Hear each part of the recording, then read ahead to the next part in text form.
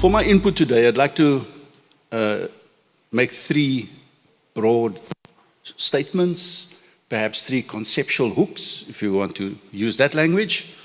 And perhaps I must take my umbrella out just in case I get lost. But the first is that prescription without diagnosis is malpractice. Let me repeat. Prescription without diagnosis is malpractice.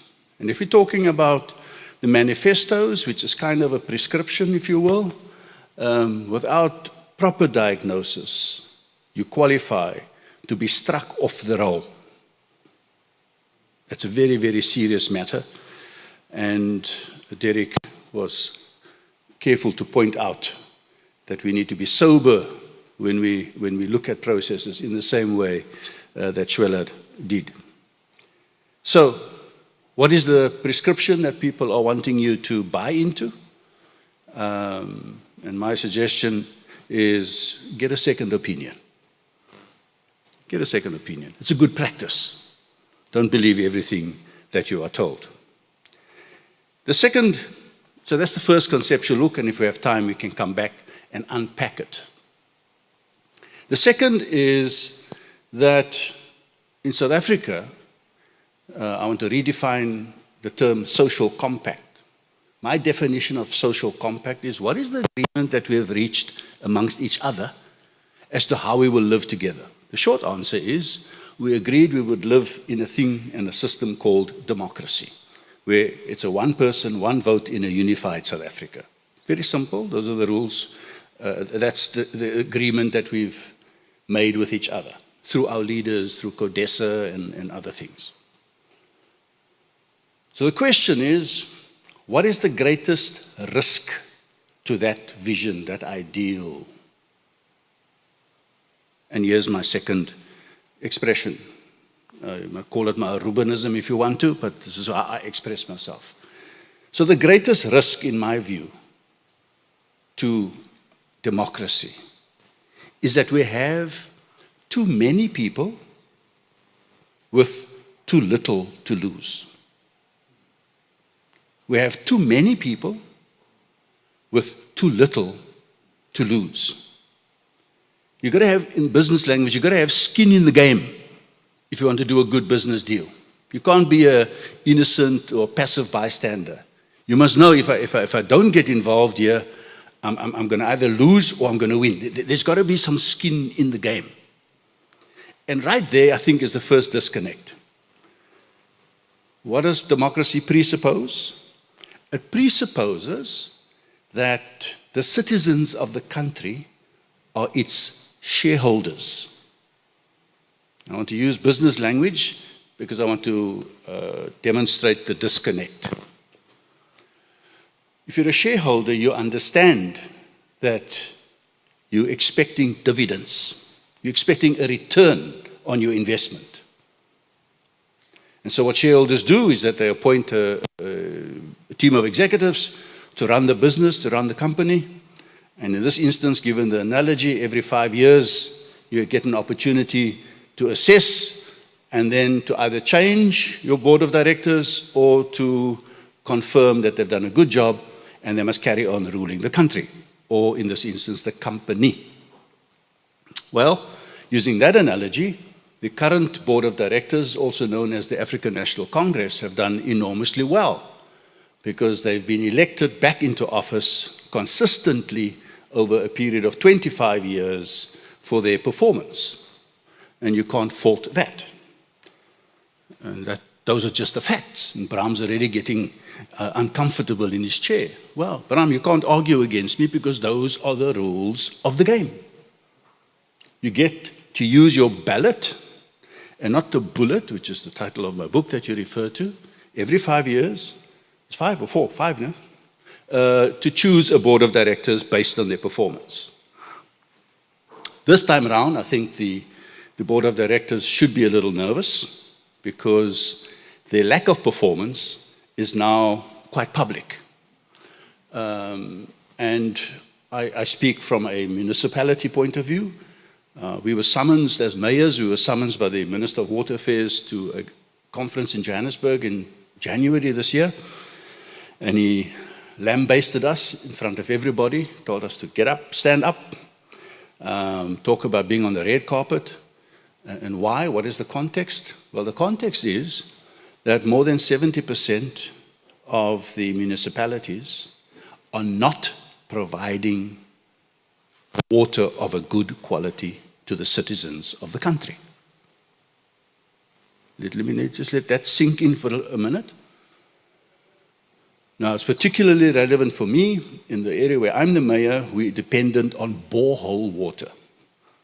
Jy pomp die water uit die grond uit, jy moet hom skoonmaak en dan vir jou mense gee. Here you've got dams and things that provide you with water. But imagine that 70% of your water provision is substandard. That's just one example. So when we decided to compete in the local elections, we said, we are a group of people who are ordinary residents. We don't make any promises. Net daar is die eerste fout. I would stand on platforms. I'm making no promises. You're not getting a job once I become the mayor. Wena, you? No job for you. We only have 3 things that we want to achieve. We want clean water, clean towns, and clean administration. Punt and klaar. That's it. Get back to the basics. So with all the ideological talk and the promises and the manifestos, I don't hear any talk about getting the basics right. Do you hear any of the political parties talking about the basics? We can talk about market economy versus whatever other economy. Man, as jy nie water het, jy het nie 'n economy nie.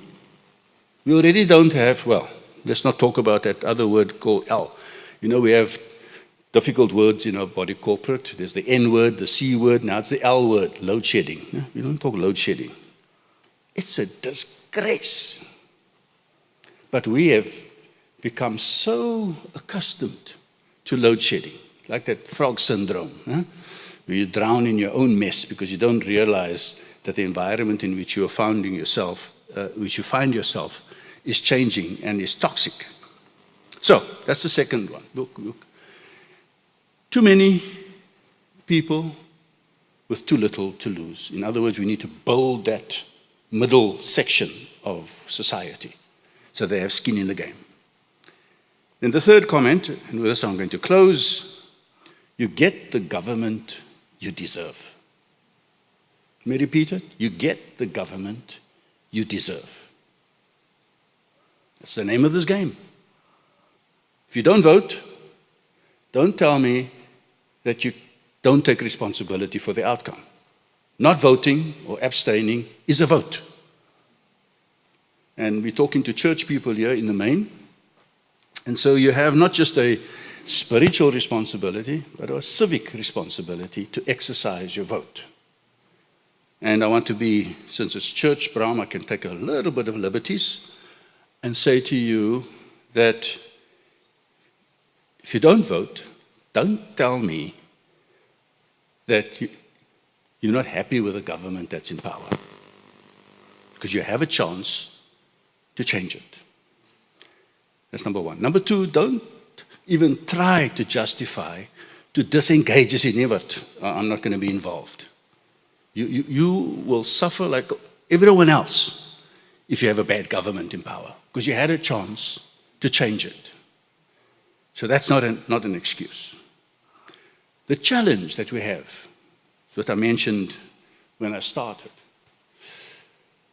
Citizens of South Africa, you are the owners of this country, not the politicians. You, the ordinary citizen. Now let me help you a little bit, because I didn't grow up with a concept of being a shareholder. And right there is the first disconnect. You're asking people who have a mindset of being slaves to now have a mindset of an owner. And the church has done nothing to help us to bridge that, because we are big on servanthood. So, okay, I'm touching on a theological issue here. But as citizens in a democracy, you are the owners of this country, and you appoint people to serve your interests. It's called a board of directors, it's called a president, it's called a cabinet, and so forth and so on. And they put together a management team to manage the country on your behalf on the principle that they are there to serve the public. It's called the public service. Public service and administration. But do they act like they are doing you a service? They act like they're doing you a favor. Huge spiritual crisis, in my view. So these are the three things that I wanted to share with you. Just briefly to summarize, prescription without diagnosis is malpractice. Get a second opinion. Don't just take the first prescription that you get, particularly if there's been no proper analysis. The second, we need to build that middle tier of our society so that we do not have too many people with nothing to lose. That's why they'll burn down the place. Hulle het niks om te verloor. And then thirdly, you get the government that you vote for or the government that you deserve. So don't complain. Don't complain and tell me, I don't know who to vote for, so I'm not voting at all. Pack your bag, get out of the country, because you do not deserve to be a citizen in South Africa if you have that attitude. I will give you a free visa out of the country. Thank you very much. The church must decide, do you want to be involved in the theology of mercy, or you want to be involved in the theology of justice? Theology of mercy is soup kitchens. And the theology of justice is to find out, why do we have to serve people soup kitchens? Why don't they have their own food?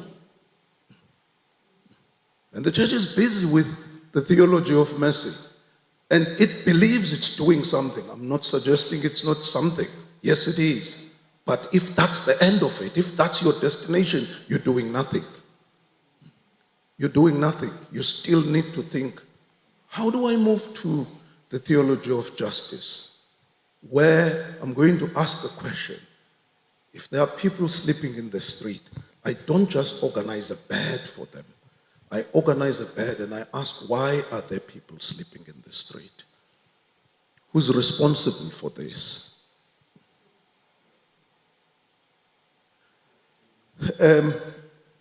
Finally,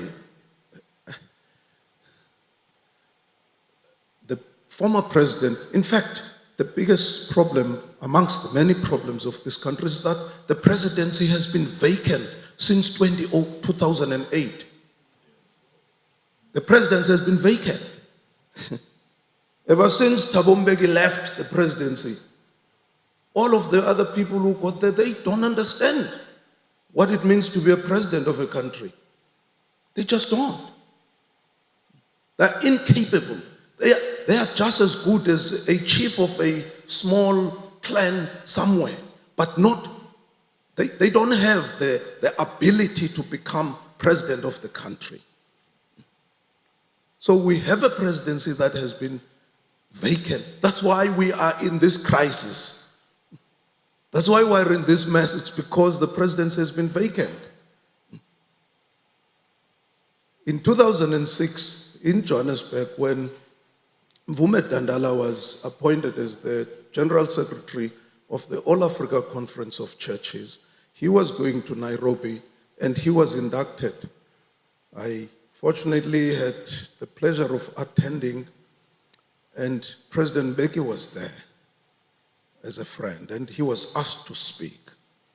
And he went up and he said, the problem that we have is to congratulate people before they work.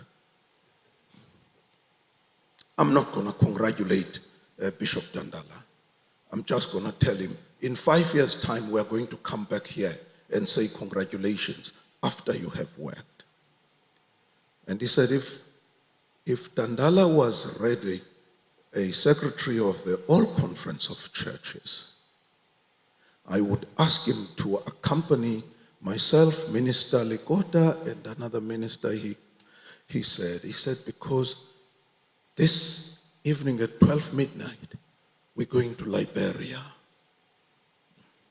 There's war in Liberia. We're going to Liberia.